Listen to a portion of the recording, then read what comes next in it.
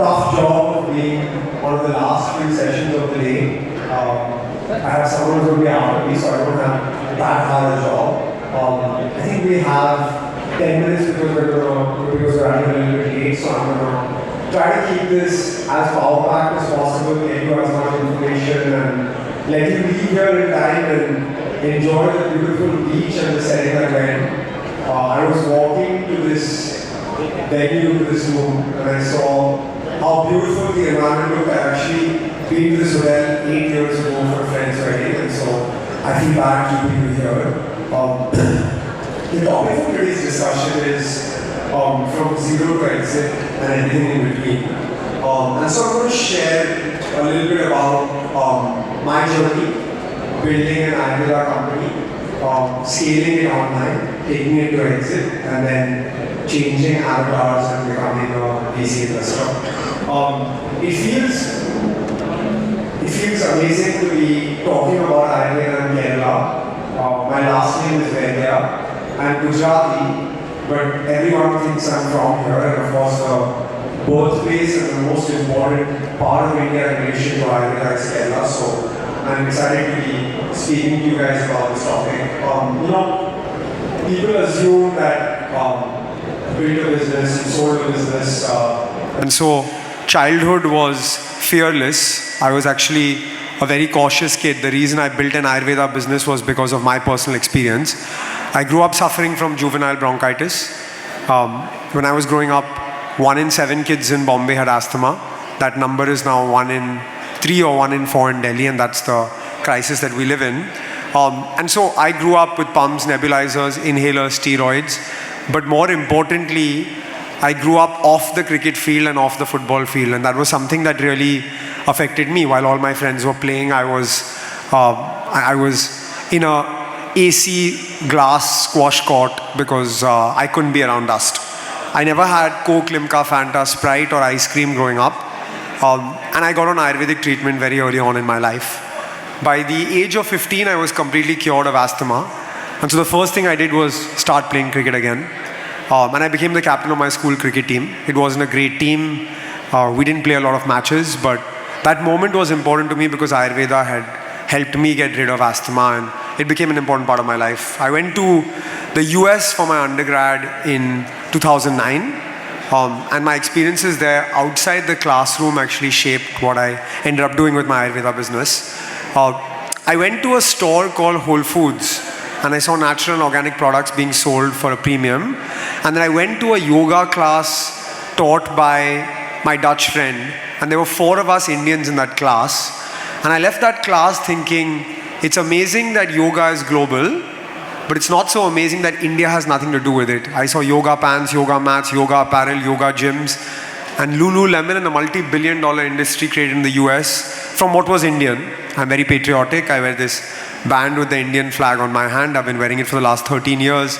And so I called my dada, who was an Ayurvedic doctor, and I told him that we can't let the same happen with Ayurveda. And I made him a promise at that time that I'll do something with the legacy. I came back to India in 2013. Unlike most of my friends who stayed in the US, I got a job in finance, in private equity.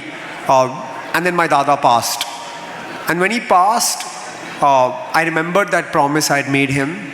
And I quit my job and I took forward his Ayurveda legacy. I'm not a doctor. I never studied Ayurveda or never studied medicine, but I inherited 100 plus FDA approved proprietary formulations and a very strong clinic practice. And so I set off on a journey in 2016 as a 24-and-a-half-year-old who couldn't grow a mustache or a beard in an industry where everybody was experienced. And we entered this industry and everybody thought we were not going to make it, but our biggest advantage actually was that we were not from Ayurveda. And so we had the guts to launch the world's first Chyawanprash and toffee form. We had the guts to launch an Ayurvedic hangover product. And so we looked at the industry slightly differently. What we realized is that Ayurveda has a lot to offer, but the science is not appealing and accessible to modern consumers. The packaging, branding, and conversation is very old school. And so we changed that. We changed the logo, we changed what the packaging said, we changed the way it was communicated, we changed the way it was sold on social media. We tried to sell it offline, failed miserably, and then pivoted to building this business through online channels. I didn't have the idea. I was just meeting a very smart girl who was in the founding team at Nike when we failed offline. I convinced her to marry me and then convinced her to join the business. She became my wife, the mother to my first child and my second child soon, and my co-founder of the business. And we went online or B2C only in 2017. From there we had an amazing ride. Dr. Vaidya came from 0 to $5,000 a day. We had 16,500 pin codes, 2 million transacting customers. We reached 70 to 80% of India's pin codes from one warehouse. But more importantly, we gave access to high-quality Ayurvedic formulations and care to people across India that touch on their fingertips. My dada had a free consultation in his clinic, and we offered that online and gave consumers not just in Bombay, Delhi, Bangalore, Chennai, Kochi, but customers in Anantnag, Muzaffarnagar, Imphal, and Trichy access to a Ayurvedic doctor that touch on their fingertips. That led to a great business. We raised our first round of capital after 75 failed pitches from RT Sanjeev Group. COVID hit, we were the largest Ayurveda brand online, we scaled 7 times that year. And in 2020 December, I was faced with an interesting conundrum. I was not yet 30. My investor said, you've done a good job, but we don't want you to run this business forever. We think there's lots of value staying here, we want to buy it from you. We're going to offer you a top quality multiple, but you got to go. And at that time, I think a lot of people asked this question. There was a lot of scope in Ayurveda, a lot of potential in this business. But as a 29-year-old founder, I was faced with the opportunity to sell my business, which was my family legacy, which was my identity, but make a life-changing outcome. And I think at that time, I spoke to a lot of my friends, my family, my well-wishers. Half of them said, keep it. The other half said, sell it. And I sat down with my wife and we did this pros and cons analysis and we realized that yes, it's good money, it's good value for the business, but the future of this business, at least at that time, we thought was offline. And we said that maybe online will be a wall at 200 crores, we were at 100 crores stake. So we decided to sell this business. And in 6 months, we went from very busy entrepreneurs to people who had a completely free calendar. The only thing that I had scheduled for the day was a squash game. I think the reason I'm talking about this is because exits are very personal. At the time that I sold my business, I heard a friend tell another friend that his dad didn't have money, and so he made his son sell his business because he needed the money. Exits at that time were viewed very negatively. It seemed like they were forced to sell it. That's not the reality. But exits are also very personal.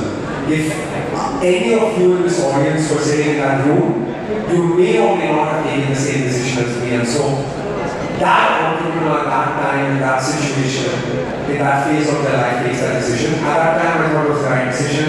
If you ask me today, my business would have probably grown 5 times, 6 times since then. But I'm happy with the decision I took because it gave me some financial freedom.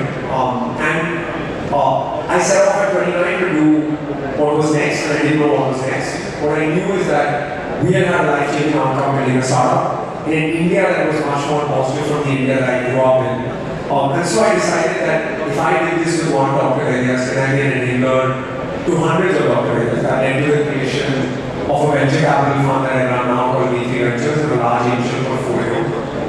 The idea now is that can we enable entrepreneurs like many of you sitting in this room with capital, some mentorship, some knowledge, and some access to information that I didn't have. We've invested in 20 companies as a fund in the last 3 years and I've done more than 150 angel investments. But that's not why I'm here. The reason I'm here is because I want to show you really the possibilities that lie in front of us now. I grew up in India, which was obsessed with imported products. For my 11th birthday, my grandmother gifted me a Japanese electronic sharpener from a store that only sold imported products. The India we live in today is different. Indians are happy to consume quintessentially Indian products. We're proud of our heritage. We have the largest aspirational middle class in the world that's spending on premium products. And you have the ability, like I had, in a 10-year span to build, sell, and build again. And so I'm really happy to be here. This is my third attempt and third time lucky to come to Huddle. I think kudos to Kerala Startup Mission team for believing that I'll come here at one point, and I'm really happy that I came here. I'm proud to see the scale of the event that you guys have put together in such a beautiful location. So thank you so much for hosting me. I know there's someone who's up after me, who's a good friend of mine, who's going to speak to you. I'm available for the rest of the day and happy to speak to you individually. But thank you for hosting me in Kerala. Namaskaram again, and hope to see you after the session. Thank you.